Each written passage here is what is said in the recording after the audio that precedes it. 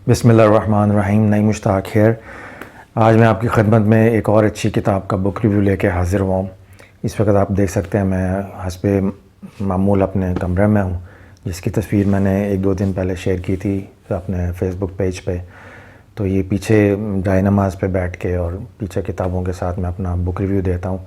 अगर आज आपको मेरे चेहरे पे रूटीन से हट के नूरानियत नज़र आ रही हो, फील हो रही हो, तो आज मैंने अपने लैंप का चेहरा डायरेक्टली अपने फेस की तरफ करके उसको ज़रा करीब किया, इसलिए ज़रा चेहरे पे नूरानियत के असरात ज़्यादा नज़र आ रहे होंगे आपको।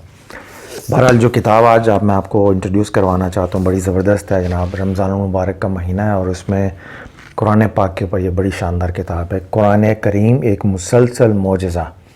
और ये प्रोफेसर डॉक्टर मोहम्मद अकरम चौधरी साहब की है। ये पाकिस्तान से छपी है और ओरिजिनली ये किताब इंग्लिश में थी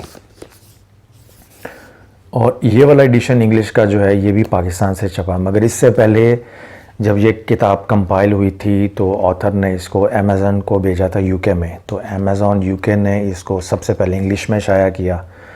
फिर वो इंग्लिश एडिशन जब पाकिस्तान आया तो वो फिर डॉक्टर अब्दुल कदीर ने भी उसको पढ़ा तो उर्दू के एडिशन में, और आप ये देखिएगा कि उनके तासुरात भी हैं उर्दू के एडिशन में। तो उनकी ख्वाहिश थी कि ये उर्दू में भी आए ताकि लोग इसको पढ़ें। तो ये फिर लाहौर से शाया हुई हैं किताब। ये दारुल नवारिद के हैं और ये डिस्ट्रीब्यूटर किताब से आए हैं, फजली बुक सुपर मार्केट है। तो इसी तरह ये भी किताब है। इंग्लिश एडिशन जो है बज़्म इकबाल लाहौर ने छापा हुआ है इसको, इंग्लिश एडिशन को। तो इंग्लिश एडिशन बज़्म इकबाल की तरफ से प्रिंट हुआ है और उसकी उर्दू ट्रांसलेशन जो है ये if I pronounce it rightly, Darul नवारिद publications हैं। ये उर्दू बाज़ार में हैं। मैं अब इनका एड्रेस भी दिखा दूंगा आपको बहरहाल किताब में। तो इस किताब का मैं रिव्यू दे रहा हूँ और ये इस लिहाज से ये वीडियो मुनफरद है कि इसमें ऑथर की आप गुफ्तगू भी सुनेंगे।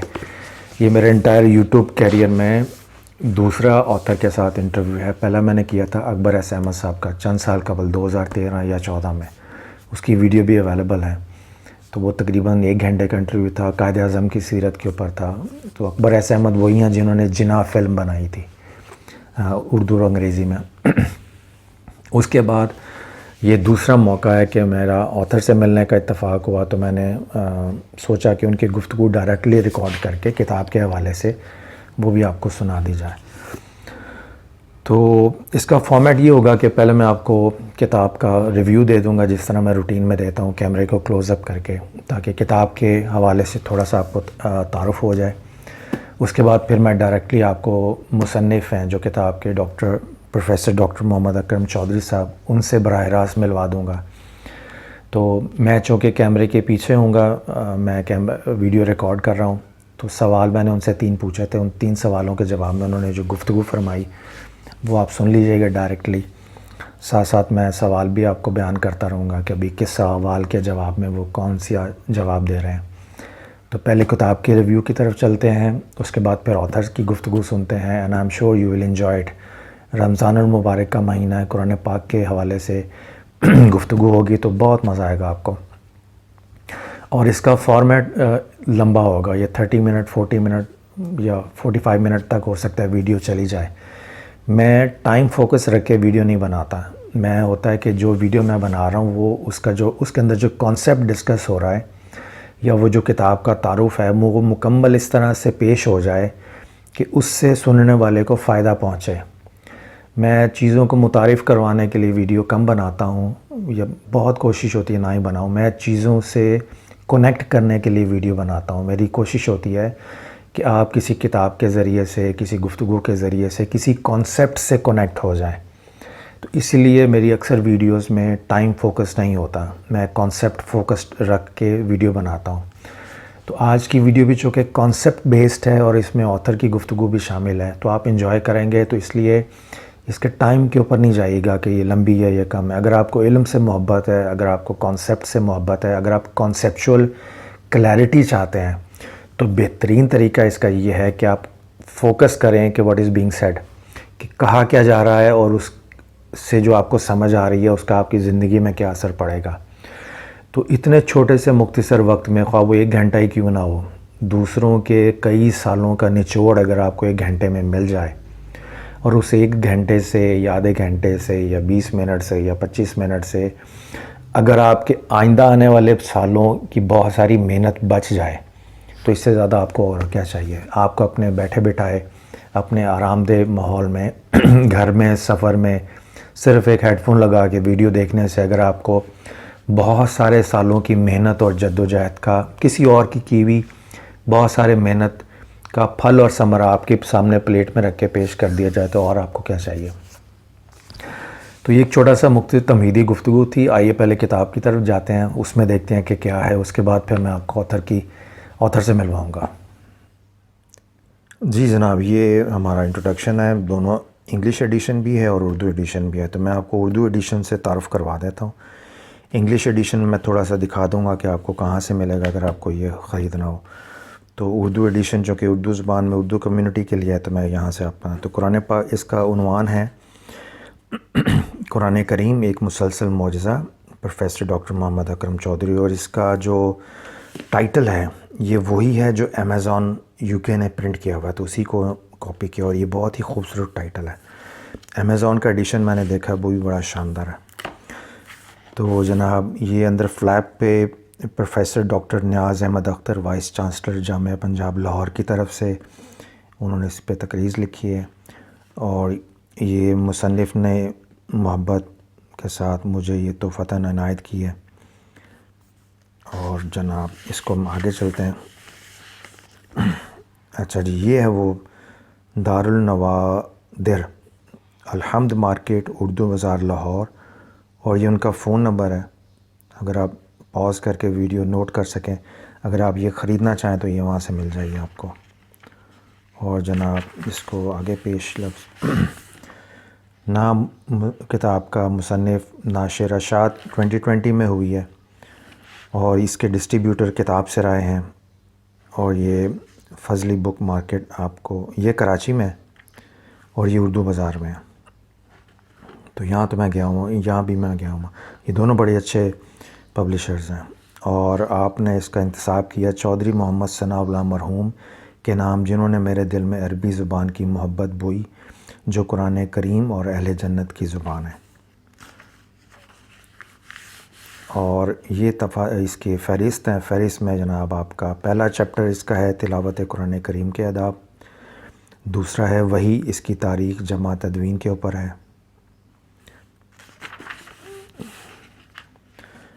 اس کے بعد یہ آپ چلتے آئیں گے دوسرا، اور اس میں یہ قرآن کریم اور دیگر صحائف سماویہ، تورات، زبور، انجیل، قرآن کریم، کمپیریٹیو ریلیجن پہ جو پڑھنے والے ان کے لیے یہ اچھا ہے. تیسرا باب قرآن فہمی کے لیے حدیث کیوں ضروری ہے، اور چوتھا باب ہے قرآن کریم کے بنیادی موضوعات. پانچواں باب ہے قرآن کریم کی زبان، ترجمہ، لہجاتی اختلاف اور ہفتہ قرات. تو یہ بڑا شاندار ہے. چھٹا جو ہے اس کا اعجاز قرآن کی ایک نئی جہت، توسیع الدلالت، توسع الدلالت اور قرآن کریم. ساتواں باب اس کا قرآن کریم اور آداب معاشرت. میری اردو کو اتنی اچھی نہیں ہے، اگر کہیں تلفظ میں غلطی ہو جائے تو میں اس کے لیے معذرت چاہتا ہوں. اور اس میں پھر آپ دیکھیے گا 8واں باب جو ہے قرآن کریم تضادات سے پاک کتاب. اور اس کے بعد جناب 9واں چیپٹر آتا ہے تعلیم اور قرآن کریم، مدارس عربیہ، تعارف اور اہداف کیوں حاصل نہ ہو سکے. تو یہ ایک فکری اور علمی گفتگو ہے. 10واں چیپٹر جو ہے قرآن کریم اور مستشرقین کے اوپر ہے. 11واں چیپٹر جو اس کا ہے قرآن کریم اور قوانین فطرت کے اوپر ہے. اور یہ آپ دیکھتے آئیے گا. 12واں چیپٹر جو ہے قرآن کریم اور سماجی معاملات کے اوپر ہے. اور 13واں باب جو ہے وہ متفرقات کے اوپر ہے. تو یہ جو خاص طور پہ قوانین فطرت کے اوپر ہے، یہ بڑی شاندار گفتگو ہے. اس کے اندر بڑی جتنے بھی ہمارے آج کل کے موٹیویشنل سپیکر ہیں وہ اس کو استعمال کر سکتے ہیں. اور اس میں متفرقات میں قرآن کریم اور علامہ اقبال ہے، قرآن کریم اور وسائل کا ضیاع، پانی کا ضیاع، اور بعض انٹلیکچوئل، اور قرآن کریم اور رمضان المبارک ہے کے حوالے سے ہے. دلوں کو زنگ کو کیسے پاک کیا جا سکتا ہے. تو یہ اگر آپ دیکھیں تو یہ جناب 13 چیپٹرز کے اوپر کتاب ہے، اور اس کے ٹوٹل جو اس کے ہیں پیجز تقریض وغیرہ سب ملا کے تو 322 ہیں. یہ حوالہ جات اینڈ پہ ان کے ہیں، حواشی وغیرہ، اور جو کتاب کا ٹیکسٹ ہے وہ 319 کے اوپر ختم ہوتا ہے. اور بیک اینڈ پہ فلیپ پہ اندر پروفیسر ڈاکٹر محمد اکرم چودھری صاحب کا ایک تعارف ہے، جو تعارف بھی لکھا ہے انہوں نے professor doctor Shahbaz Arif university of Lahore سے. تو یہ ان کا ایک تعارف ہے بیک گراؤنڈ پہ. اور بیک اینڈ پہ جناب جیسے میں نے کہا تھا، یہ اردو ترجمہ آپ کے ہاتھ میں جو ہے یہ ڈاکٹر عبدالقدیر خان صاحب کی خواہش پہ انگریزی سے اردو میں ٹرانسلیٹ ہو کے تو یہ چھپا ہے. اور یہ کہتے ہیں، میں ان کا پڑھتا ہوں، مشہور تعلیمی اور مذہبی اسکالر جناب پروفیسر ڈاکٹر محمد اکرم چودھری کی تصنیف کردہ اس کتاب کا بنیادی مقصد قرآن کریم کے الوہی کردار کو تاریخی اور سائنسی حوالوں سے ثابت کرنا ہے. قرآنی آیات کا 1/5 حصہ تو قوانین فطرت کے متنوع پہلو پر مشتمل ہے. جو شخص ان قوانین فطرت سے واقف نہیں یا اس حوالے سے جدید علمی پیش رفتوں سے بھرپور آگاہی نہیں رکھتا، وہ قرآن کریم کی ایسی آیات کے ترجمہ و تفسیر کا حق ادا نہیں کر سکتا. کتاب اس حوالے سے بھی ایک جامع اساس فراہم کرتی ہے. مجھے یقین کامل ہے کہ ڈاکٹر صاحب کی یہ کاوش نہ صرف قرآنی مطالعے کے حوالے سے اہم اضافہ ہوگی، بلکہ جدید ذہن کے علمی اور سائنسی حوالوں کا مؤثر جواب بھی بنے گی. نیز قرآن کریم کے الوہی کردار کے اس بات کے ضمن میں بطور ایک حوالہ جاتی کتاب ثابت ہوگی. محسن پاکستان ڈاکٹر عبدالقدیر خان. اسی طرح American journal of Islamic social sciences کے ہیں ایسوسیٹ ایڈیٹر بشیر نافع، ان کا ایک خوبصورت چھوٹا سا تقریض ہے، وہ آپ دیکھ لیجئے گا. اور نیچے یہ جو ڈسٹریبیوٹرز ہیں کتاب سرائے اور فضلی بک ان کا یہ ہے. اور بیک اینڈ پہ آپ دیکھ لیجئے اس کا کتنا خوبصورت ٹائٹل ہے، بیوٹیفل، اٹس ریئلی بیوٹیفل. تو میں اب اس کے کانٹینٹ پہ نہیں جانا چاہ رہا، کیونکہ جب آپ یہ کتاب پڑھیں گے اور ہر چیپٹر کے اینڈ پہ آپ یہ دیکھ لیجئے گا کہ اس کے حوالے اس کے چیپٹر کے اینڈ پہ ہیں. اور یہ عظیم ذخیرہ ہے حوالہ جات کا، اور بہت ساری شاندار ڈسکشنز ہیں. تو میں اگر اس پہ گیا تو بہت لمبا ہو جائے گا. میں نے آپ کو بیسک انٹروڈکشن قرآن اس کتاب کا کرا دیا ہے کہ علوم القرآن کے حوالے سے اس فیلڈ پر جتنی کتابیں لکھی گئی ہیں ان میں یہ ایک بڑا شاندار اضافہ ہے. اور بہت ساری جہتوں سے جب آپ آتھر کی زبان سے خود گفتگو سنیں گے تو آپ کو اس کے کنٹینٹ سے ویسے ہی میری گفتگو سے زیادہ تعارف حاصل ہو جائے گا. اس لیے کتاب کو پڑھنے کے لیے میں ریکمینڈ کروں گا کہ آپ کتاب کو ضرور خریدیں، تاکہ خرید کے جو پڑھ کے ڈائریکٹلی ایک پرسپیکٹیو آپ ڈیولپ کریں گے، وہ اس کا اپنا مزہ ہے. اور میں پھر آخر میں اس کو دوبارہ آپ کے لیے دارالنور ہے، یہ ان کا فون نمبر ہے. بہرحال اردو بازار میں کہیں سے پوچھ لیں گے تو آپ کو بتا دیں گے، یہ مل جائے گی آپ کو کتاب.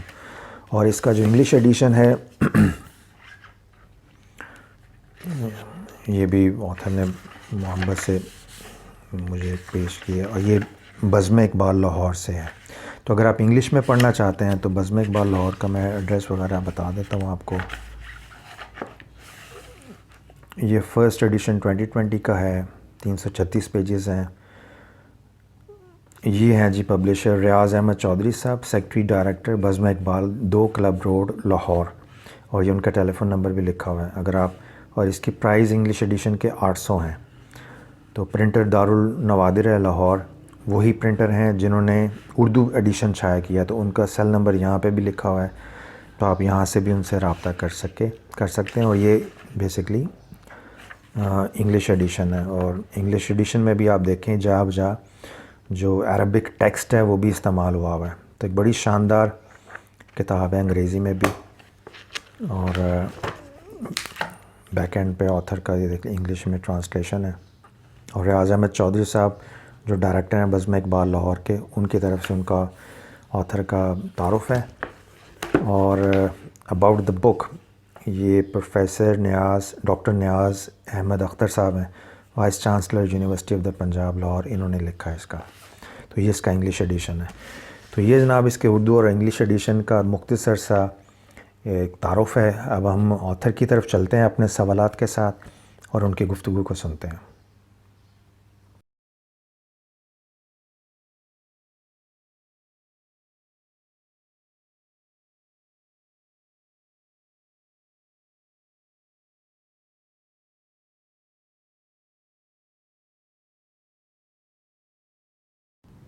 بسم اللہ الرحمن الرحیم. اچھا ڈاکٹر صاحب یہ بتائیے، نوجوان نسل کو جو ابھی الیکٹرانک میڈیا کے ساتھ ڈیولپ ہو رہی ہے، ان کو ہمارے بزرگوں کی جو ہسٹوریکل یا اکیڈمک اچیومنٹس ہیں، جو ہمارا کلچرل وزڈم ہے، جو ہمارا اکیڈمک وزڈم ہے، ان سے روشناس کروانے کے لیے، ان سے کنیکٹ کروانے کے لیے میں چاہوں گا آپ اپنا تھوڑا سا مختصر سا تعارف کروائیں، جو ایک کتاب دوست طالب علم کے لیے بھی انسپائریشنل ہو اور ایک علم سے محبت رکھنے والے آدمی کے لیے بھی یعنی رہنمائی کا کام دے. بسم اللہ الرحمن الرحیم. نعیم صاحب، شاید یہ کریڈٹ والدین کا ہوتا ہے کہ والدین بچے کے اندر ایک شمع روشن کرتے ہیں کہ تم نے زندگی میں کوئی کام کرنا ہے. میرے ابا حضور خود تو انجینئر تھے، ان کا شوق تھا کہ ایک بیٹے کو بہت عربی پڑھانی ہے. عربی پڑھنے کے لیے میں نے بہت بچپن سے کہ کالج بھی نہیں چھوڑنا اور اس کے ساتھ ساتھ مدارس عربیہ میں جو دینی تعلیم ہے اس کو بھی مکمل کرنا ہے. تو میں نے ادیب عربی، جس کو مولوی کہتے ہیں، میں نے مولوی کا امتحان دیا، پنجاب میں نے پوزیشن لی. پھر میں نے مولوی فاضل کا امتحان دیا. پھر میں نے درس نظامی کی بڑی بڑی ساری کتابیں پڑھیں اور عام ایم اے کر کے پنجاب یونیورسٹی میں ریگولر طالب علم کے طور پر اورینٹل کالج پنجاب یونیورسٹی سے میں نے ایم اے عربی کیا. اور ایم اے عربی جب میں نے کیا تو آئی واز جسٹ 19.5. ابا جان نے کہا کہ ٹھیک ہے، تیرے نمبر بہت اچھے ہیں، تیری ڈسٹنکشن ہے، تجھے نوکری تو مل جائے گی، بہتر ہوگا تم ایک ایم اے اور کر لو. تو پھر میری سوچ یہ تھی کہ انسان اپنے مسائل کے لیے آج تک کیا کیا سوچتا رہا.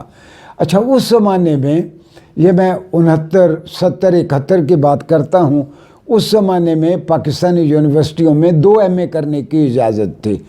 پھر دوسرا ایم اے میں نے فلسفہ میں کیا، گورنمنٹ کالج لاہور سے 2 سال باقاعدہ طالب علم رہ کے. تو میں نے ایم اے عربی کیا، مولوی فاضل کیا، درس نظامی میں نے پڑھا اور اس کے بعد گورنمنٹ کالج لاہور سے میں نے ایم اے فلسفہ کیا. ایم اے فلسفہ کرنے کے بعد ڈاکٹر صاحب میرا فیلڈ قرآن کریم بن گیا.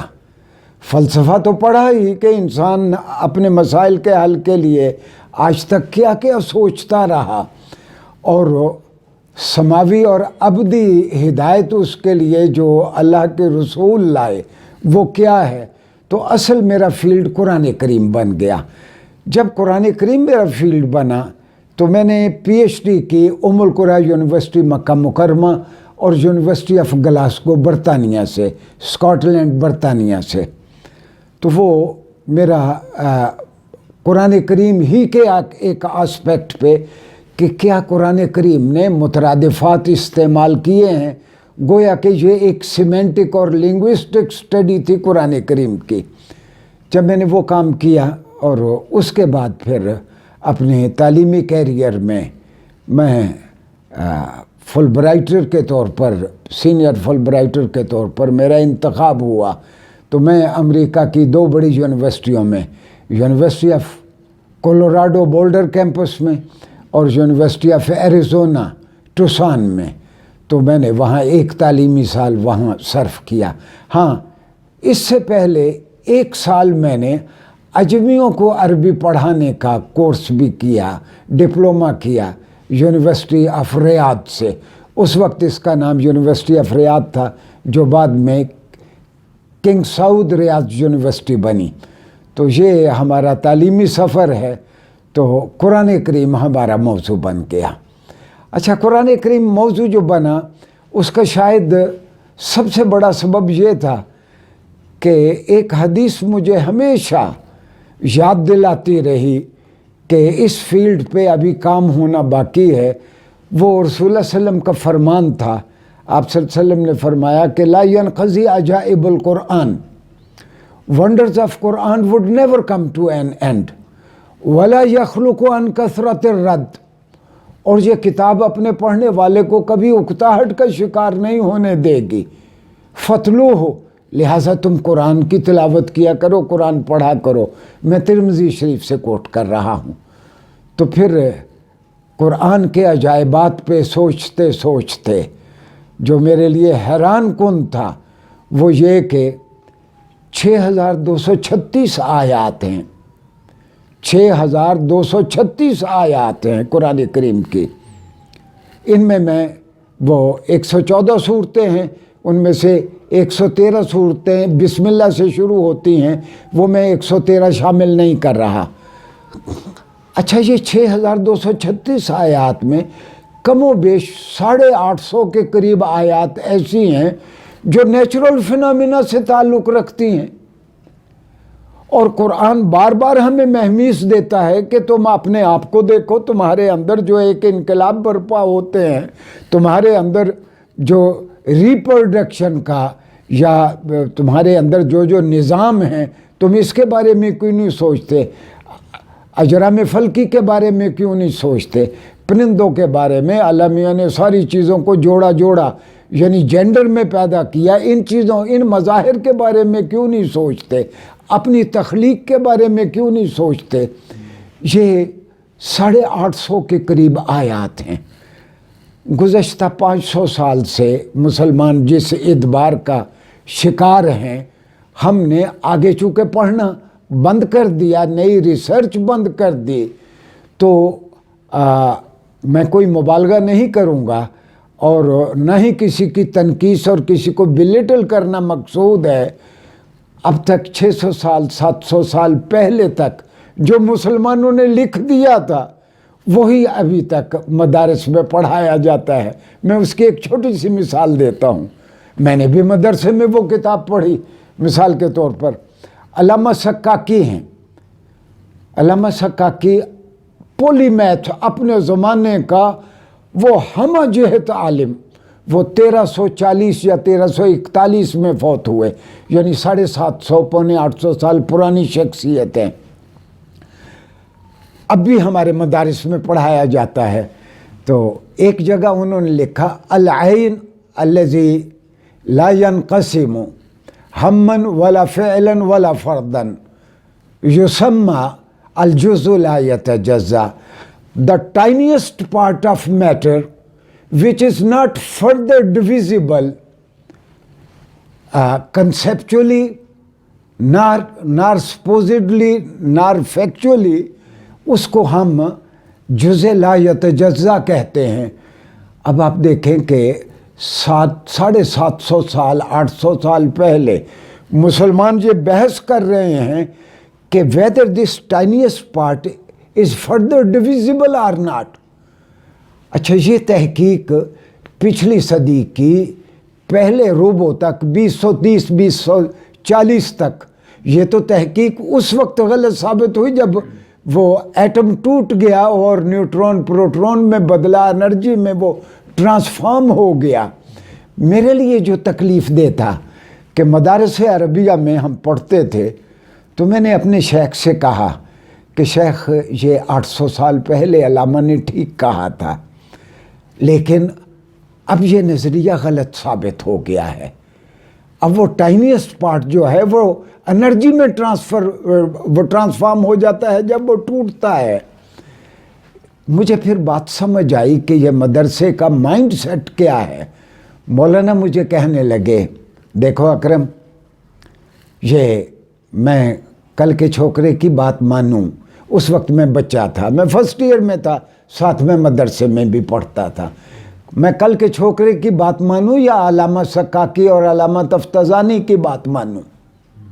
یعنی یہ مائنڈ سیٹ ہے۔ دراصل یہ قرآن کریم جو آیا، یہ 14 صدیوں کے لیے یا 12 صدیوں کے لیے نہیں آیا۔ یہ جب تک قیامت نہیں ہو جاتا، یہ دنیا ہمارے پاس ہے، اور دنیا کو ہم تب سمجھیں گے جب ہم ایکسپیریمنٹ کریں گے، جب ہم اس کے اجزاء کو اور اس کے فنامنے کو سمجھنے کی کوشش کریں گے۔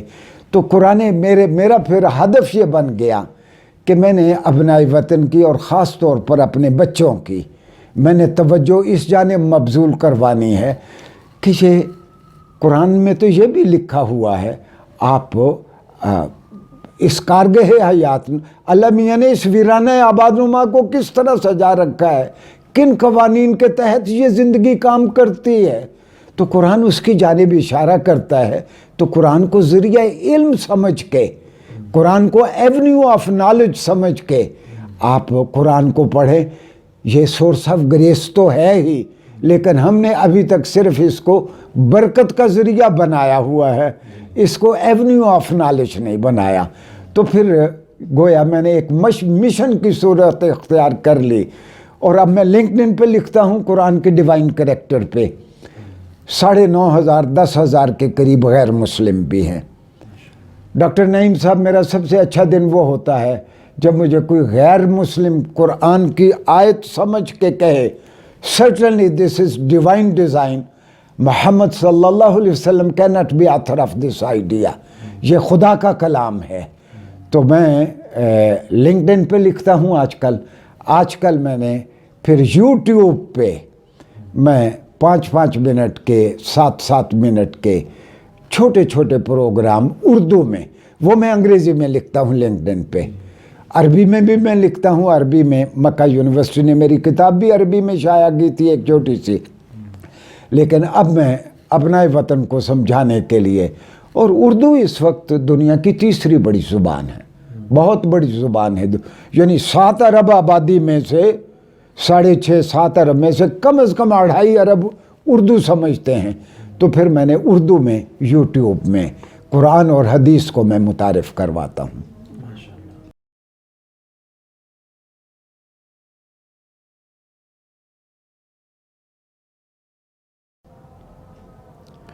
اچھا یہ بتائیے، آپ کی جو اوریجنل کنٹریبیوشن ہے جس نے آپ کو پوری دنیا میں فیمس کر دیا قرآن پاک پہ تحقیق کے حوالے سے، اس کا عنوان کیا ہے، موضوع کیا ہے، اور اس کتاب کی جو مختلف ایڈیشن آئے ان کی ڈیولپمنٹ سٹیجز کی ہسٹری کیا ہے؟ ڈاکٹر صاحب، میں نے لکھنا جب شروع کیا، جس طرح میں نے اپنی تمہید میں آپ سے عرض کیا کہ یہ رسول اللہ صلی اللہ علیہ وسلم کے اس فرمان سے میں بہت انسپائر ہوا کہ لا ينقضی عجائب القرآن، قرآن کی حیران کن باتیں کبھی ختم نہیں ہوں گی۔ اور مجھے یہ بات سمجھ آ گئی کہ ہمارے ادبار کا اور ہمارے پیچھے رہ جانے کا مسلمانوں کا سبب یہ ہے کہ ہم نے قرآن کو ذریعہ علم نہیں بنایا، ہم نے اس کو صرف برکت کا ذریعہ بنایا ہے۔ اب قرآن کا ہمارے یہاں استعمال کتنا ہے کہ قرآن اٹھا کے قسمیں کھاتے ہیں، بیٹی بیانی ہو تو قرآن کے سائے میں اس کو گزار دیتے ہیں، برا سا خواب آئے تو آیت الکرسی پڑھ لیتے ہیں، اور اگر میرے پروڈیوسر صاحب گھر سے آنے میں ان کو دیر ہو جائے تو ان کی بیگم وہ چاروں کل پڑھ کے پھونک دیتی ہے کہ جی وہ ٹھیک ٹھاک۔ یہی قرآن کا منصب رہ گیا۔ یا پھر سیاستدانوں نے قرآن کو استعمال کیا ہوگا اپنے مقاصد کے لیے، قرآن کو ذریعہ علم کے طور پر ہم نے لینا چھوڑ دیا۔ اور یہ کوئی معمولی بات نہیں ہے۔ رسول اللہ صلی اللہ علیہ وسلم، یہ قرآن کہتا ہے کہ رسول اللہ صلی اللہ علیہ وسلم اللہ کے سامنے شکایت کریں گے کہ انہوں نے اتخذوا ھذا القرآن مہجورا، اس قسم کا بیان ہے کہ رسول اللہ صلی اللہ علیہ وسلم شکایت کریں گے انہوں نے میری کتاب کو، انہوں نے اے اللہ تیری کتاب کو چھوڑ رکھا تھا۔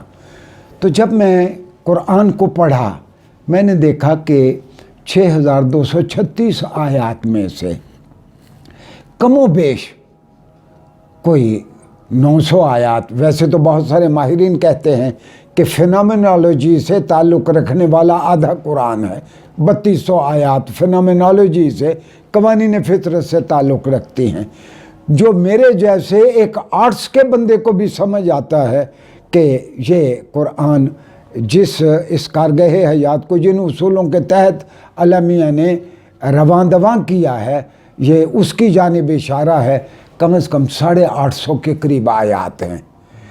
تو میں نے سوچا کہ میں اس کو لوگوں کے سامنے لے آؤں، اور یہ تجربہ اتنا کامیاب رہا، میں نے لنکڈ ان پہ انگریزی میں لکھنا شروع کیا، اپنا عنوان رکھا the divine character of the Quran, the divine character of the Quran. جب اس پہ ہزاروں کی تعداد میں فالورز ہو گئے، اور اس میں زیادہ دلچسپی غیر مسلموں کی تھی، یعنی مثال کے طور پر 31,000 کے قریب میرے اس وقت فالوور ہیں، تو کوئی 10,000 کے قریب اگر ان میں سے غیر مسلم ہیں اور وہ توجہ کرتے ہیں، جب بھی میں ایسی کوئی بات لکھتا ہوں یا یونٹی آف مین کائنڈ کی بات کرتا ہوں، یا قرآن کریم جس طرح احترام آدمیت کی بات کرتا ہے میں اس کو ہائی لائٹ کرتا ہوں، تو پتہ نہیں کتنے گورے مجھے لکھتے ہیں کہ ڈاکٹر چودھری یہ بات تو ہمیں آج تک کسی نے نہیں بتائی۔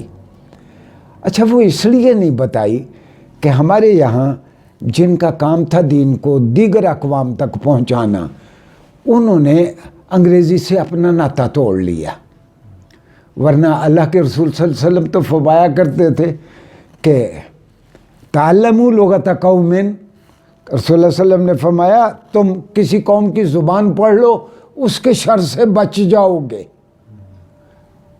اچھا، انگریزی کے شر سے ہم اس لیے نہیں بچ سکے امریکنوں سے کہ ہم نے بچنا نہیں چاہا، ورنہ رسول اللہ علیہ وسلم نے بہت ٹھیک فرمایا کہ کسی قوم کے شر سے بچنا ہو تو اس کی زبان آپ کو آنی چاہیے۔ اچھا، اب جو انٹرنیشنل لینگویجز ہیں، ہونا تو یہ چاہیے کہ یہ قرآن کریم ان لینگویجز میں اس پیرائے میں وہاں کے لوگوں کو اس کا پیغام پہنچایا جاتا جو وہ سمجھتے ہیں۔ ہم تو یہاں سے وہ تبلیغی مشن بھی جاتے ہیں، وہ بھی جا کے اردو میں بات کرتے ہیں۔ ہونا تو یہ چاہیے تھا کہ جس علاقے میں ہم جا رہے ہیں وہاں کی زبان سیکھ کے وہاں کے لوگوں کو بتائیں کہ قرآن میں یہ لکھا ہے۔ تو پھر میں نے لنکڈ ان پہ لکھنا شروع کیا۔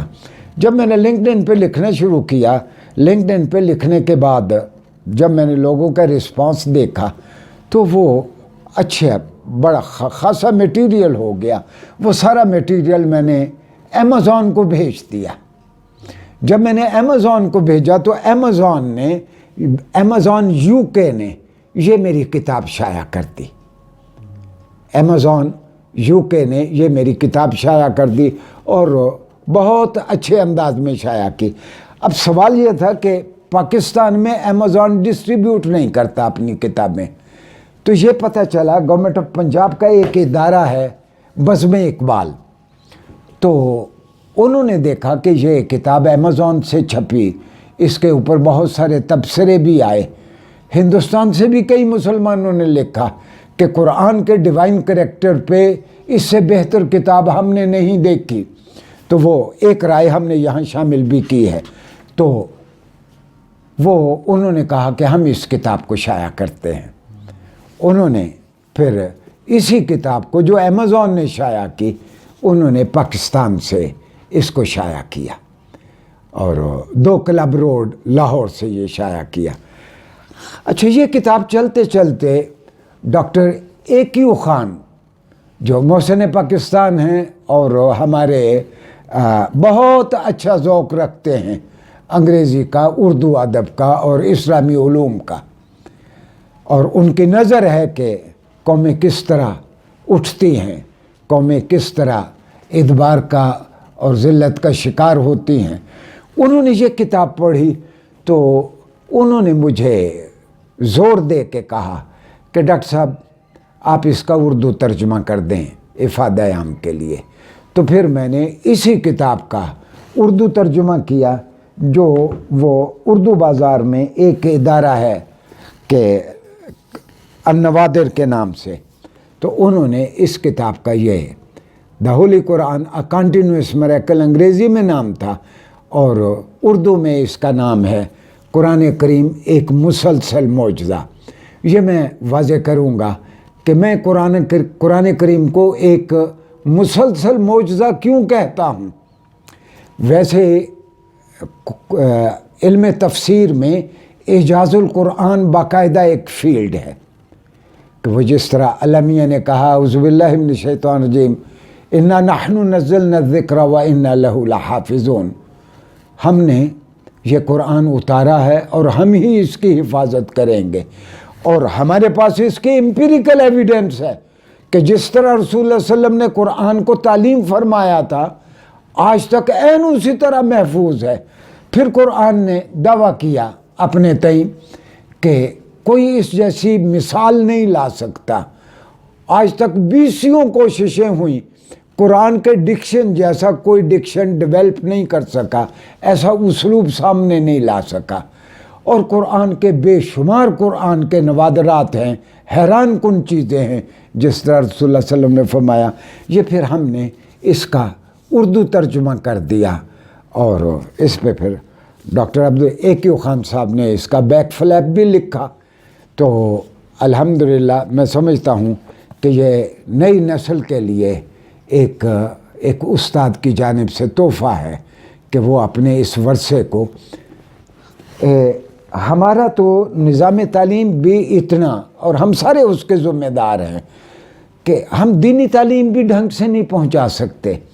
مثال کے طور پر جس نے پاکستان میں پوری عمر گزاری ہے، کوئی پوچھے کہ کتنی کتابیں ہیں تو کہتے ہیں جی 4 کتابیں ہیں، کرونالوجیکل آرڈر میں توریت، زبور، انجیل اور قرآن کریم۔ اچھا، رسول اللہ صلی اللہ علیہ وسلم نے فرمایا کہ علمیہ نے 1,24,000 انبیاء بھیجے، یہ تو سب کو پتہ ہے، یہ میں مسند امام احمد ابن حنبل سے عرض کر رہا ہوں۔ تو رسول اللہ صلی اللہ علیہ وسلم نے فرمایا انہیں 1,24,000 انبیاء میں سے 315 کو کتابیں یا صحیفے دیے گئے۔ بھئی ان میں سے کون کون سے ایکسٹینٹ ہیں؟ ہم نے کبھی اس پہ غور ہی نہیں کیا۔ اگر غور کیا ہوتا تو ہم واگا کے پار اپنے ہندوؤں دوستوں کو بتا سکتے تھے کہ یہ وشنو پران جو رسول اللہ صلی اللہ علیہ وسلم کی برتھ سے، آپ کی پیدائش سے کچھ 450 سال پہلے تھا، وشنو پران۔ تو یہ 18 پران ہیں، 4 وید ہیں ہندوؤں کے پاس۔ تو رسول اللہ صلی اللہ علیہ وسلم کی آمد سے، ان کی پیدائش سے بھی کچھ 400 سال پہلے وہ وشنو پران میں لکھا ہے کہ قرب قیامت میں صحرا سے ایک شخص اٹھے گا، اس کی ماں کا نام امانت والی، باپ کا نام اللہ کا غلام ہوگا، اس کو اپنے گھر سے نکلنے پہ مجبور کیا جائے گا اور وہ ٹھیک شمال کی جانب ہجرت کرے گا، پھر وہ اپنے ہی گھر کو 10,000 سپاہیوں کے ساتھ فتح کرے گا، اس کے رتھ کو اونٹ کھینچ رہے ہوں گے۔ یہ وشنو پران میں لکھا ہے، اور ان ساری باتیں یہ اگر منطبق ہوتی ہیں تو صرف محمد مصطفیٰ صلی اللہ علیہ وسلم پہ۔ اچھا، وشنو پران میں ایک اور جگہ بھی لکھا ہے کہ اس شخص کے پاس آسمانوں سے ایک گھوڑا آئے گا جو اسے آسمانوں کی سیر کرائے گا۔ اب اس کے بعد کیا شک رہ جاتا ہے؟ یہ میں سمجھتا ہوں ہم اللہ کے یہاں جواب دہ ہیں کہ ہم ہندوستان میں 900 سال حکومت کرتے رہے، ہم ان کو ڈھنگ سے قرآن سے بھی متعارف نہیں کروا سکے، ہم رسول سے بھی متعارف ڈھنگ سے نہیں کروا سکے۔ اب ہماری کوشش تھی کہ کم از کم نئی نسل پرانی نسل سے تھوڑی سی مختلف ہے کہ یہ اینالیٹک ہے، یہ تجزیہ کرتی ہے۔ میں اس کو یوں کہ پرانے زمانے میں ایک رواج تھا، ایک ڈکٹم تھا کہ believe in order to understand, اور آج کے زمانے کا ڈکٹم کیا ہے؟ Doubt in order to understand. اگر کسی چیز کو سمجھنا ہے اس کو ایک بار پرکھ لو۔ تو میں جو نئی نسل سے مخاطب ہوں، میں سیرت کے بھی ایسے پہلو اور قرآن کریم کے بھی ایسے پہلو میں ان کے سامنے لانے کی کوشش کرتا ہوں جس سے یہ نوجوان سیرت لٹریچر کی طرف آ جائے اور قرآن کریم کا طالب علم بن جائے۔ بے شک وہ جغرافیہ پڑھیں، biology, zoology, medical science, engineering, ادب، لا، جو چاہیں پڑھیں، اپنے فیلڈ کے طالب علم رہتے ہوئے ایک بار وہ قرآن پڑھ لیں تو پھر کایا پلٹ ہوگی۔ آپ کی اس کتاب میں قرآن کے کون سے معجزاتی پہلو کو زیادہ نمایاں کیا گیا ہے؟ ڈاکٹر صاحب میں اس پہ اللہ کا شکر ادا کرتا ہوں. ہوا یہ کہ میں نے ایم اے فلسفی کیا تو لنگوسٹکس کی جانب بھی توجہ ہوئی.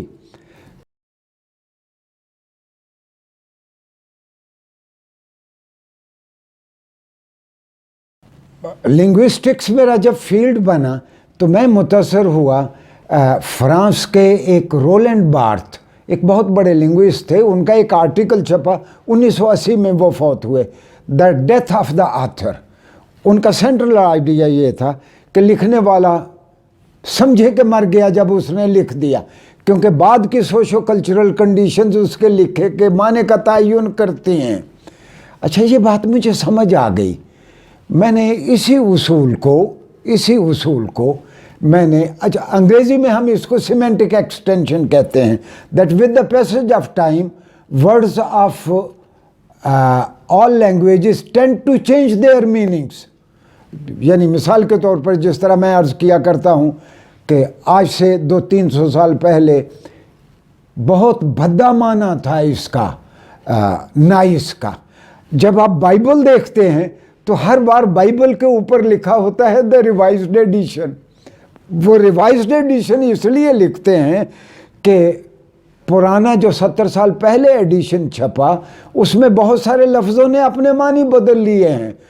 اچھا اس کو سیمینٹک ایکسٹینشن کہتے ہیں. اسی اصول کو میں نے قرآن کریم کے اوپر لاگو کیا کہ یہ قانون فطرت ہے جو دنیا کی ساری زبانوں میں ہے.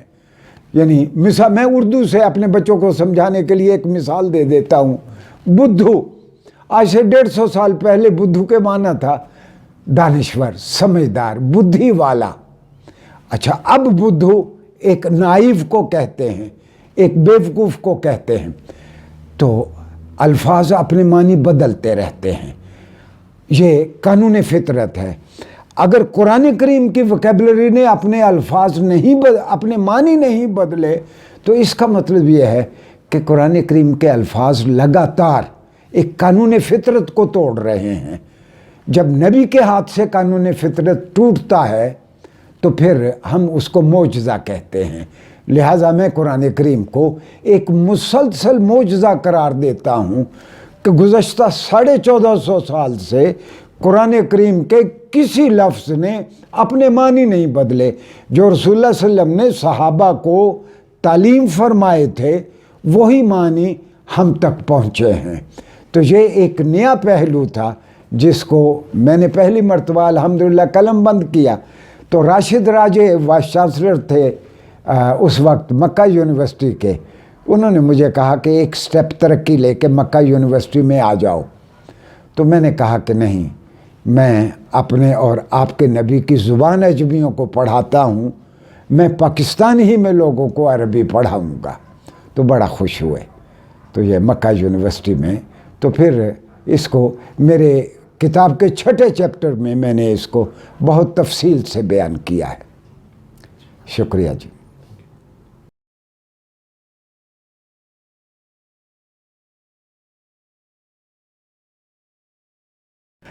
ڈاکٹر نعیم صاحب، میں آپ کا بڑا شکر گزار ہوں کہ آپ نے بہت صبر اور تحمل سے میری یہ بہت ساری باتیں سنی. اور میں شکر گزار ان کا بھی ہوں کہ جن کی کتابوں کے ریویو آپ نے پہلے، میں آپ کی 2 3 4 کتابوں کے میں نے آپ کے ریویو سنے، میں اتنا امپریس ہوا اس سے کہ آپ کتاب کی تجلید اور کتاب کی جز بندی سے لے کے کتاب کے کنٹینٹس اور آج اس کتاب کا جو امپیکٹ ہونے چلا ہے آپ سب کا تذکرہ کرتے ہیں. ایسے تجزیہ نگار تھوڑے ہیں جو کتاب پڑھ کے تجزیہ کرتے ہیں، کتاب پہ تبصرہ کرتے ہیں. آپ یقیناً ان میں سے ہیں. تو لاہور کے میرے بہت سارے ساتھی جن کی کتابوں پہ آپ نے لکھا، کرنل صاحب تو جنہوں نے اقبال پہ لکھا، اور وہ چودھری منیر صاحب جنہوں نے مدینہ اکنامکس کے بارے میں لکھا، تو آپ نے ان کی کتابوں کا وہ میں نے خاص طور پر بہت توجہ سے سنا. میں نے ان کا بھی شکریہ ادا کروں گا اور میں آپ کا بھی شکریہ ادا کرتا ہوں کہ آپ نے میری اس نگارشات کے بارے میں آپ نے میرا انٹرویو فرمایا. شکریہ جی. ڈاکٹر نعیم صاحب، میں آپ کا بڑا شکر گزار ہوں کہ آپ نے بہت صبر اور تحمل سے میری یہ بہت ساری باتیں سنی، اور میں شکر گزار ان کا بھی ہوں کہ جن کی کتابوں کے ریویو آپ نے پہلے، میں آپ کی 2 3 4 کتابوں کے میں نے آپ کے ریویو سنے، میں اتنا امپریس ہوا اس سے کہ آپ کتاب کی تجلید اور کتاب کی جز بندی سے لے کے کتاب کے کنٹینٹس اور آج اس کتاب کا جو امپیکٹ ہونے چلا ہے، آپ سب کا تذکرہ کرتے ہیں. ایسے تجزیہ نگار تھوڑے ہیں جو کتاب پڑھ کے تجزیہ کرتے ہیں، کتاب پہ تبصرہ کرتے ہیں. آپ یقیناً ان میں سے ہیں. تو لاہور کے میرے بہت سارے ساتھی جن کی کتابوں پہ آپ نے لکھا، کرنل صاحب تو جنہوں نے اقبال پہ لکھا، اور وہ چودھری منیر صاحب جنہوں نے مدینہ اکنامکس کے بارے میں لکھا، تو آپ نے ان کی کتابوں کا وہ میں نے خاص طور پر بہت توجہ سے سنا. میں نے ان کا بھی شکریہ ادا کروں گا، اور میں آپ کا بھی شکریہ ادا کرتا ہوں کہ آپ نے میری اس نگارشات کے بارے میں آپ نے میرا انٹرویو فرمایا. شکریہ جی.